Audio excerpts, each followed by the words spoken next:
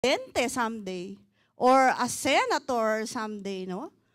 Or a CEO someday. No? Pwede, no? So, ang Book of Ecclesiastes ay inexplain po niya yung very purpose and meaning of life. So, si King Solomon po ang sumulat niyan ng Book of Ecclesiastes. He is the son of King David, ano po, yung mighty warrior na king. He wrote this book during his old age. Sinulat po niya ang Ecclesiastes nung panahon na may edad na siya, matanda na siya. So, ibig sabihin po, punong-puno na siya ng wisdom and experience in life nung sinusulat po niya ang libro ng Ecclesiastes. He is the wisest and richest man ever live on earth. Or he was, no, he was. He experienced all the luxuries and comforts in life. Ano po? Actually, ang Book of Ecclesiastes ay isa sa favorite ko po na book sa Bible. So si Solomon po, being wise, bilang isang matalino, maraming na-experience, ano po, sa mundong ito, ano po, mayaman, lahat ng karangyaan sa buhay ay na-experience niya.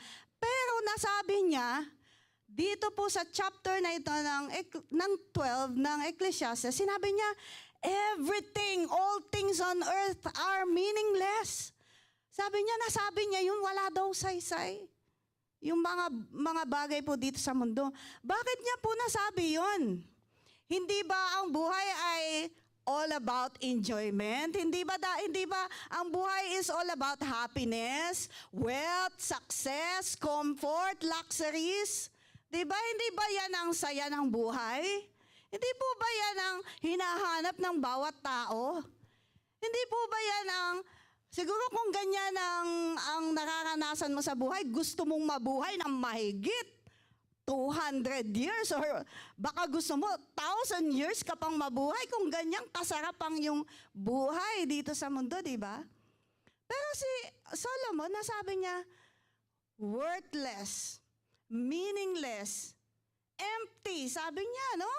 Sabi niya, so ano ba talaga ang meaning ng buhay? What is the meaning of life? Sabi ni Solomon, base sa kanyang mga experience sa buhay, nagbigay siya ng salita.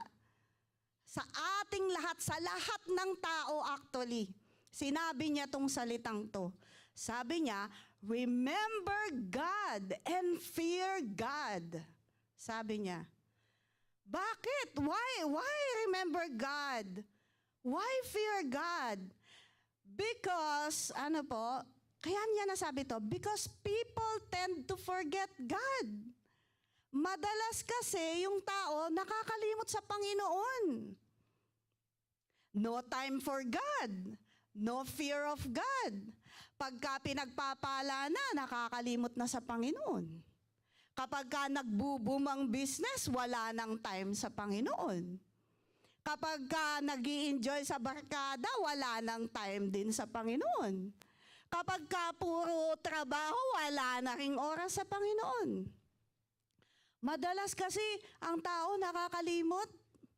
Makakalimutin no?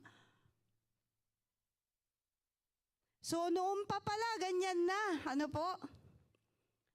Ang Bible po ay nagbigay ng warning sa atin na sa mga huling panahon, there will be terrible times. Sabi po ng Bible. Mababasa po yan sa 2 Timothy chapter 3 verses 1 to 5. Ang sabi po nito, but mark this, there will be terrible times in the last days. People will be lovers of themselves, lovers of money, boastful, proud, abusive, disobedient to their parents, ungrateful, unholy, without love, unforgiving, slanderous, without self-control, brutal, not lovers of the good, treacherous, rash, conceited, lovers of pleasure rather than lovers of God. Take note po dun. Ang sabi niya, lovers of pleasure than lovers of God. having a form of godliness but denying its power. Akala mo godly pero hindi pala, no? Marami, darating daw po ito sa huling panahon at mga kapatid, ito na yung huling panahon. Nasa last days na po tayo, kaya pansinin ninyo sa paligid, ganyan na po yung mga nangyayari. Ano po? At ang sabi po ng Bible, pasama pa ng pasama po ang daigdig. So they are lovers of pleasure rather than lovers of God. Malalamig yung mga pag-ibig ng karamihan. Ano po? Malalamig ang pag-ibig sa Diyos ng karamihan. Ano po? And nowadays, meron pong warning sa mga Christians, mga kapatid. Ang sabi po, there are those who call themselves Christian. Meron daw pong mga tao ngayon sa panahon natin na tinatawag nila yung kanilang sariling Christians, pero nabubuhay sila na parang unbeliever. Natawag silang Christian, pero si Lord nasa least priority ng buhay nila. Ano? Mas inuuna yung ibang bagay. Si Lord parang ano na lang si Lord, parang props, ganun, parang palamuti na lang. Para wag naman nilang sabihin na wala silang Diyos. Ano po? Ang sabi po ni Aiden Wilson Tozer, no po? Sabi niya, a whole new generation of Christians has come up believing that it is possible to accept Christ without forsaking the world. So meron na daw pong parang wave, no? Wave of Christian na nagra-rise up na naniniwala sila na pwede naman nilang i-accept si Jesus. Pero hindi nila iniiwan yung worldly na buhay. In other words po, Christians pero worldly. Ganun po siya. And Christians pero walang galang sa Diyos. Christian pero mapag-imbot, hindi maibigay ang buhay sa Diyos. Ang paglilingkod, maging yung mga tinatangkilik, no? Hindi maibigay ang para sa Diyos. Ano po? So sabi po ng Bible, winawarningan po tayo. Lalo po sa huling panahon na to. Ang sabi po ng Evangelical Lausanne Movement, no? Simula pa po ito noong February 2019, tinawag daw po itong mga Kristiyanong ito na nominal Christian. Sabihin nga po natin, nominal Christians. Ayan. Ano po itong mga nominal Christians? Yung mga nominal Christians po, ang sabi po dito, a nominal Christian is a person who has not responded in repentance and faith in Jesus Christ as his personal Savior. Sabi niya, paano nangyari yun na hindi siya nag-respond in repentance? Ano ba kasi yung repentance? No? Ang repentance po, ang totoong Kristiyano, pag nag-repent, no? Ibig po sabihin, humingi ka ng tawad sa Diyos at yung hiningi mong tawad na yun, hindi mo na babalikan yung dating buhay na yun. Yun po yung repentance. So ang sabi, a nominal Christian, hindi talaga totoong nagsisi. Sabi pa niya dito, he may be a practicing or non-practicing church member. Minsan, church member siya. Minsan, hindi siya church member. Minsan, dumadalo. Minsan, hindi dumadalo. Minsan, nagpe-pray. Minsan, hindi nagpe-pray. O, pamilyar po ba yung mga ganon? Minsan, naglilingkod. Minsan, hindi. So, parang sway-sway lang, no? Parang ano lang siya. According to the Bible, in Galatians 5:16-23, they lack the indwelling of the Holy Spirit. Kulang ng kapuspusan ng banal na Espiritu. And therefore, can neither walk in Spirit nor produce the fruit of the Spirit. Kaya pala, ano po? Nominal disciples, ito din yung tawag sa kanila. These are disciples in name only, but not in heart and not in conduct. So, sila po ay disciple lang na natatawag sa pangalan, pero wala sa puso, wala rin sa kilos wala sa pamumuhay. No, yan po, winarningan po tayo ng Bible po sa ganyan. So we Christians must know the very purpose of our life. Kailangan alamin po natin yung ating pinaka-purpose. Ito po ay yung kilalanin ng Panginoon is to know God, to have fellowship with the Lord, to worship Him and serve Him. Sabi po ni Pastor Rick Warren, ano po? Sa book niyang Purpose-Driven Life, the moment a person is born, he looks for someone or something to worship. A man, sabi niya, is born to worship God. You were born to worship God. Yan po yung sinasabi ni Rick Warren. Yan po yung purpose natin. Kaya yung pong ating pagsamba sa Panginoon ay kailangan pong binibigyan natin ng halaga. Ano po? So, meron pong mga instructions si Solomon. So, maiksi lang po yung aking, actually, maiksi lang po itong aking nagawang outline. But there are four instructions. So, number 1, remember God in all seasons of your life. Yan, sa verse 1 hanggang 7. Although sinabi po ni Solomon dito na remember your Creator in the days of your youth. Sabi niya, di ba? Sa panahon ng iyong kabataan, sabi niya, alalahanin mo na ang iyong Panginoon. Pero masasabi ko po na alalahanin natin ang Panginoon sa lahat ng season ng ating buhay. Gusto ko pong basahin yung verse. Ano po, na 1-7 Ecclesiastes. Gusto ko basahin siya sa Tagalog, no po? Para malinaw. No? Ang sabi po ng Ecclesiastes 12:1-7, alalahanin mo ang iyong manlilikha sa panahon ng iyong kabataan bago dumating ang mga araw at taon na puno ng kaguluhan. Panahong hindi mo na madama ang tamis na mabuhay. Alalahanin mo ang Diyos bago makubli ang sikat ng araw, bago magdilim ang buwan at mga bituin, bago ka matabunan ng makapal at madilim na ulap. Alalahanin mo siya bago humina ang iyong katawan, bago manghina ang iyong mga bisig, bago mawalan ng lakas ang iyong mga tuhod. Meron pala talaga. Bago ka magrayuma, bago ka magka-gout, no? Bago ka, ako actually, minsan nararanasan ko na yung mga nararanasan ng mga sinasabi ng mga 50 years old. Parang may na dito sa tuhod ko, no? Pag naglalakad, may tumutunog. Sabi ko, totoo pala, no? May ganun. Alalahanin mo, sabi niya,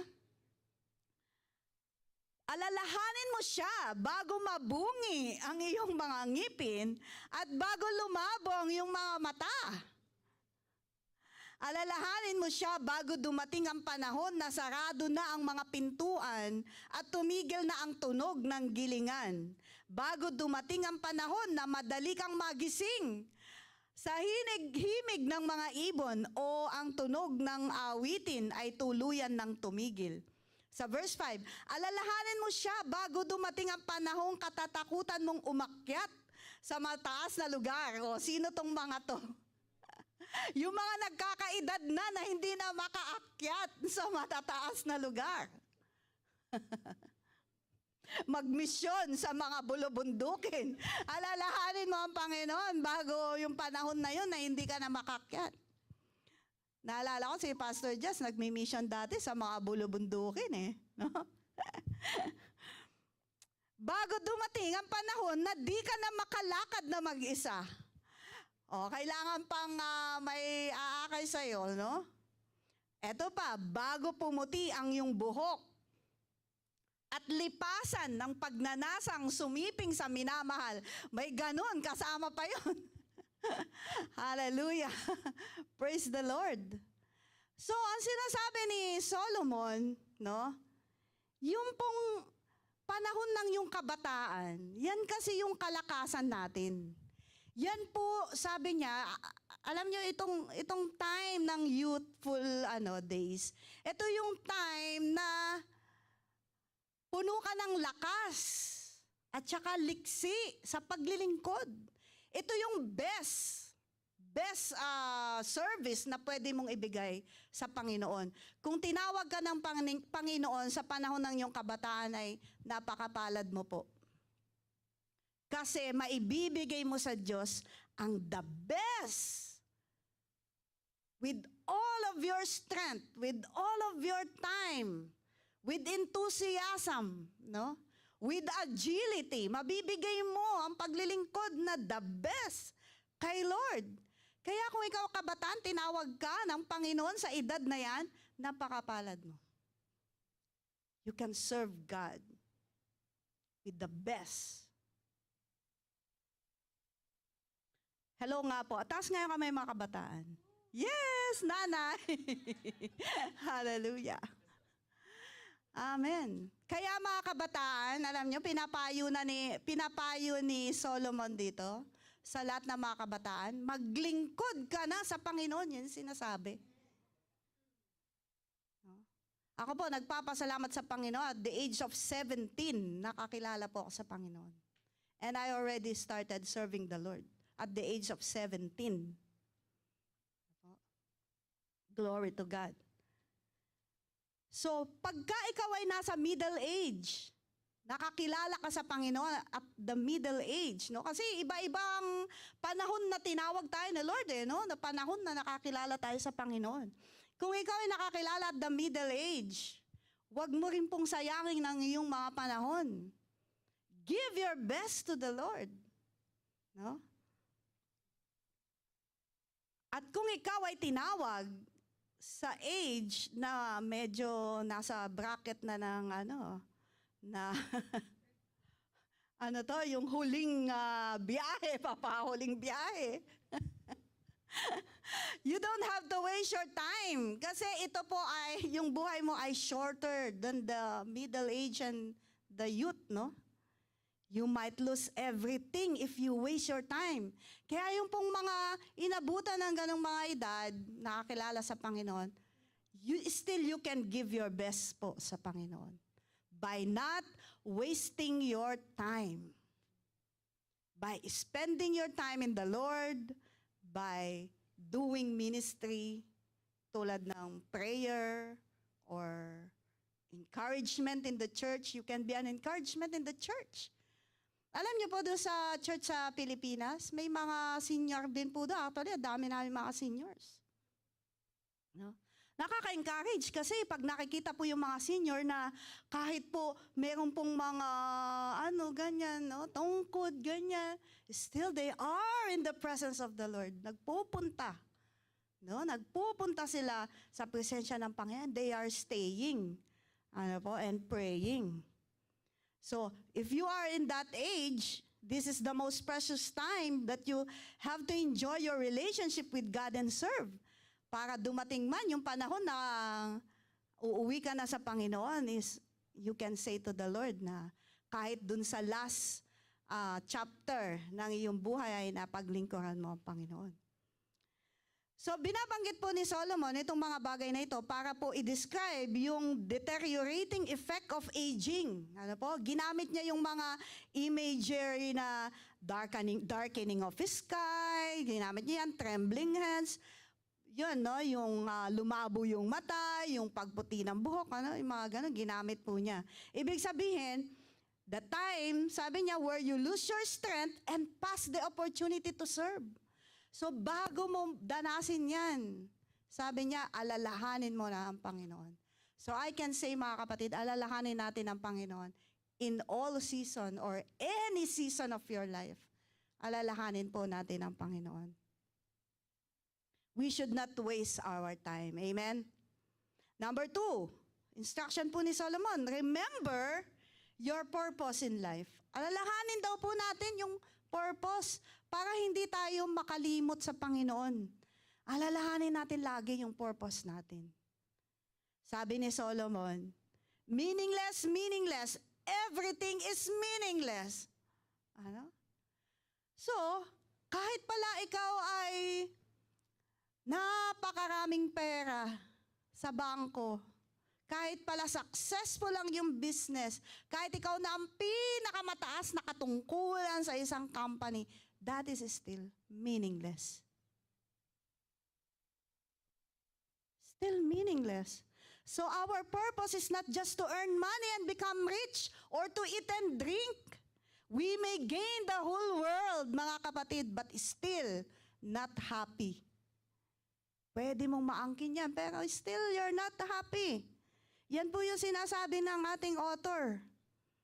So ang sabi niya, he conclude that the meaning of life, sabi niya, ay ito, without God, life is empty and meaningless. Kung makakalimot ka sa Panginoon, no? Life is meaningless. Kung hahantong ka rin sa mga ganong mawawala ka sa Panginoon,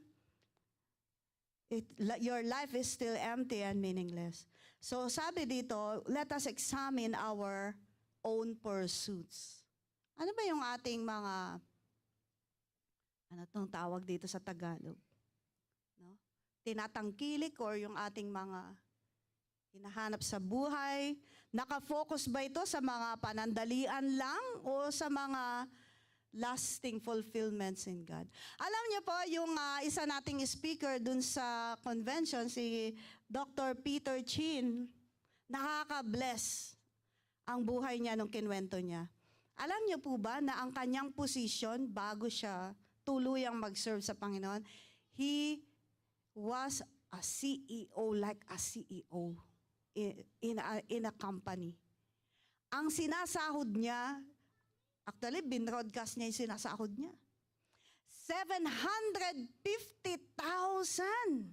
monthly ang sinasahod niya. So, nung tawagin siya ng Panginoon at magfu-full time,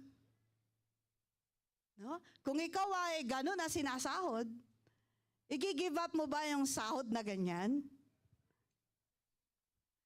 Ikabubuhay na yan ng pamilya mo at tsaka ng mga anak mo. That time, nag-aaral pa yung kanyang mga anak. 750,000, mag-resign ka. No? Alam niyo, nag-resign. Iniwan si 750,000 and he followed Jesus. Tapos yung mga anak niya nag-aaral. Iniwan si 750,000, naglingkod sa Panginoon, nagpastor, paano yung mga anak niya? Pero sabi niya, hindi daw maikumpara si 750,000 sa kalooban ng Panginoon sa buhay niya, sa calling ni Lord sa buhay niya. So ang pagsunod sa Panginoon is greater than any wealth of this world, mga kapatid. So yun, sumunod siya sa Panginoon and the Lord was faithful. Ano po?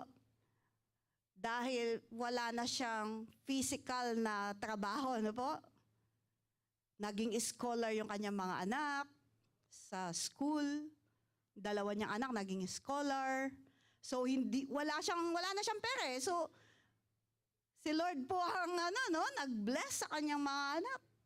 Naging scholar. Nakatapos po ng matataas na degree sa school yung kanya pong mga anak. May mga honors pa. No? So, napatunayan po niya na ang Panginoon ay talagang nasa Lord. Nasa Lord po talaga mahahanap ang tunay na kasiyahan at fulfillment ng buhay. So, kung tinatawag ka ng Panginoon, talk to God, ano po? Talk to God. Tanungin po natin, Lord, what is your purpose in my life? Nagagawa po ba natin ito?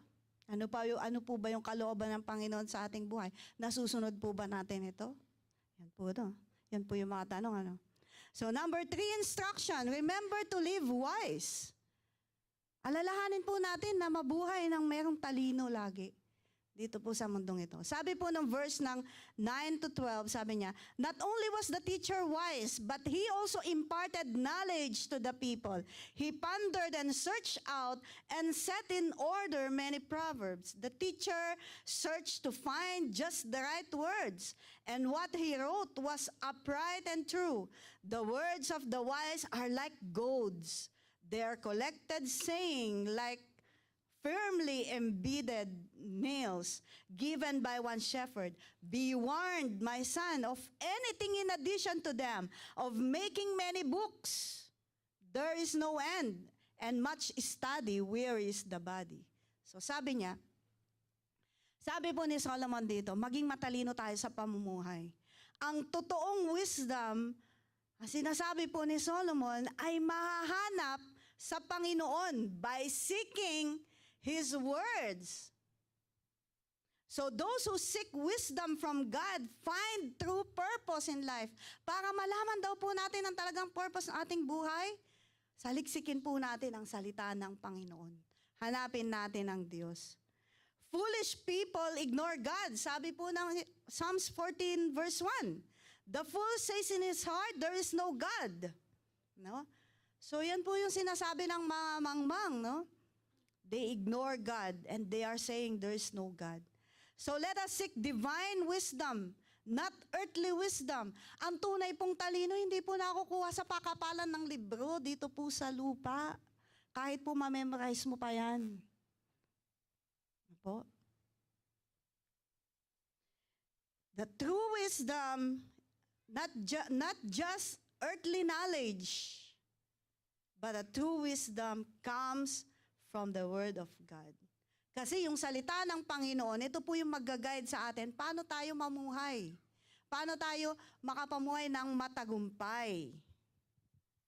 Sabi po ng Ephesians 5:15 to 17, be very careful then how you live, not as unwise but as wise, making the most every opportunity because the days are evil.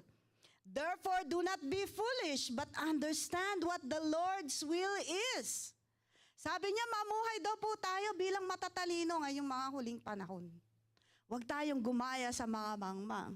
Hindi nila alam kung ano ang kalooban ng Panginoon. Ang isang matalinong Kristiyano alam ang kalooban ng Panginoon.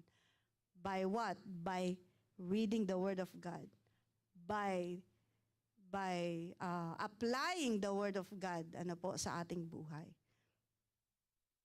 So true meaning of life comes when wisdom is centered on God. Mga kapatid, minsan, dagdagan pa natin yung ating effort. Dagdagan pa natin. Kung masipag ka na sa pagsaliksik ng salita ng Panginoon, masasabi mo ng medya-medya ka na. Dagdagan pa natin, mga kapatid. Let's put more. Let's put more. Yung ating devotion sa Panginoon ay dagdagan pa natin. Pagsikapan pa natin. Pagsikapan. Magsisikap po tayo. So last, number 4, instruction. Remember to fear God above all. Sa verse 13 and 14. Sabi ni Solomon, alalahanin mo, sabi niya, matakot ka sa Diyos. Yan ang duty talaga ng isang tao, sabi niya. Sabi sa verse 13, now all has been heard, here is the conclusion of the matter. Fear God and keep His commandments, for this is the duty of all mankind. For God will bring every deed into judgment, including every hidden thing, whether it is good or evil. Sabi niya, matakot ka sa Diyos, matakot daw tayo sa Panginoon, sapagkat ito ang pinaka-duty ng lahat ng tao. At ang lahat ng bagay, mabuti man o masama ang iyong ginagawa, it will all come into judgment. Amen po ba? Mabuti man po yan o masama. Ulitin ko po mabuti man o masama ang iyong gawa, it will come into judgment.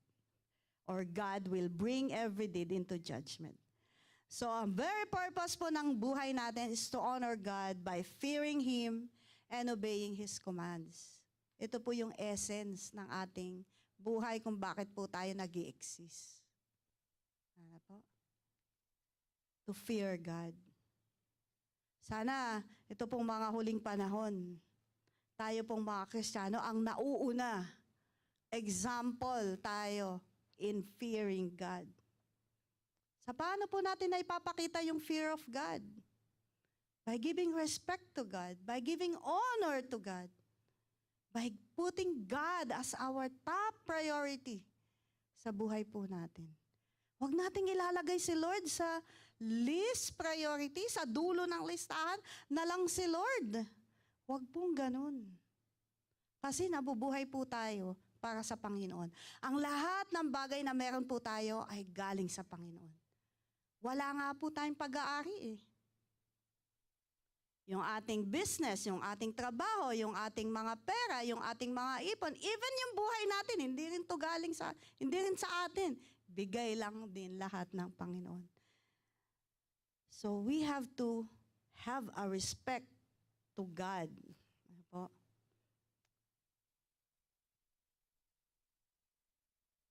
So, in conclusion, ayan po, in conclusion. So, kung ikaw man ay kabataan, nasa old age ka man, in every season po ng ating buhay, ay alalahanin po natin ang Panginoon. Saliksikin po natin, no? At mabuhay po tayo sa piling ng Panginoon. Ibigay po natin sa Diyos ang para sa Diyos. Yung nararapat po para sa Diyos. Ibigay po natin. Amen po. Our time, our life, our money. Above all, God is all we need. We are nothing without God. Ano po? Your wealth cannot save you. Your business cannot fulfill you. Your health and your strength are not permanent. Your dreams, ambitions, achievements will not give you real happiness in life. But God is eternal. Ano po? Only God can fulfill the true meaning of our life. Siya lang. Gusto mo maging masaya sa buhay? Gusto po ba nating maging masaya? Matatagpuan po yung kasiyahan na yan ay sa Panginoon. Even if you are single, you can be happy. Amen? You can be happy. Kung alam mo, ang nagbibigay sa iyo ng tunay na kasiyahan at satisfaction ng buhay, kung mahanap mo yun, mahanap mo siya, you can be happy. Kaya nga dapat walang Kristiyanong hindi happy. Tingnan nyo nga yung katabi nyo kung happy. Baka merong kailangan lang i-align, mga kapatid. Baka merong kailangan i-align, kaya hindi ganun ka-happy. Hallelujah. Kaya dapat yung mga Kristiyano hindi nagkukumpara ng buhay niya sa iba, no?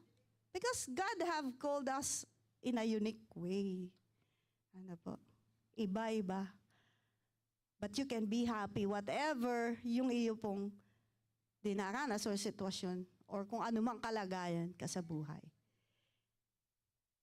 Kung ikaw kabataan, pwede ka maging masaya sa Panginoon. Kung ikaw ay senior na, you can be very happy sa Panginoon. Kung alam mo yung secret na sinasabi ni Solomon. Remember God in all seasons of your life. Amen. Hallelujah. Sa lahat ng season ng buhay. Kung ikaw ay dumadaan sa pagsubok, remember God. Kung ikaw ay masaya, remember God. Kung ikaw ay pinapapala, remember God. Amen? Kung ikaw ay sinusubok, remember God. In all seasons of our lives, let us remember God. Amen. Dahil siya lang, ang Panginoon lang, makapagbibigay ng tunay na kaligayahan na ating buhay. Amen po! Hallelujah! So, salamat po sa Panginoon. Pastor, let us all rise. Ay, meron pala akong video. Mga kapatid, wait lang. May video, a short clip. Sige nga, paki-play. Ayan. Let's see the short clip po. May sound ba yan? Ay, ba't wala sound? Ba't wala sound? Wala siyang sound.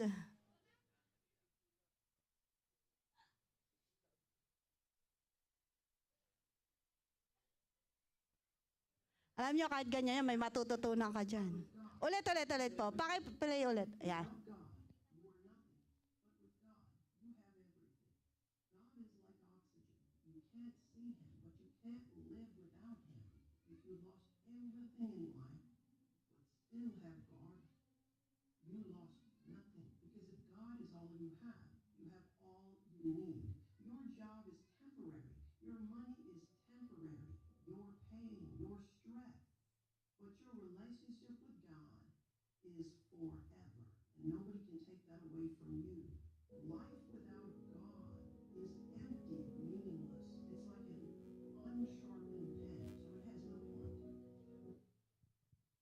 Amen. Hallelujah. Purihin ang Panginoon. Glory to God. Alamin po natin lagi, itama po natin, sa perspective po ng Panginoon, yung ating mga buhay. Hallelujah. Tayo pong lahat ay tumayo and let us pray. Pastor, just pwede ba ikaw na mag-lead ng prayer? Ayan. Alam ko, tatapusin mo na eh. Amen. Salamat po sa Panginoon that we have that God.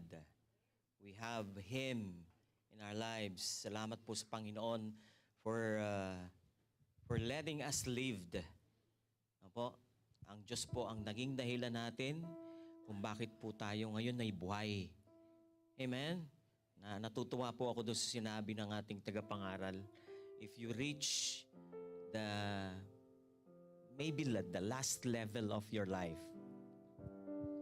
ako po, hindi ko na masasabing itong buhay ko half. This is I think nearly to the end. Yung mga middle age, ano ba yan? What is the middle age? Siguro mga 30, 40. No?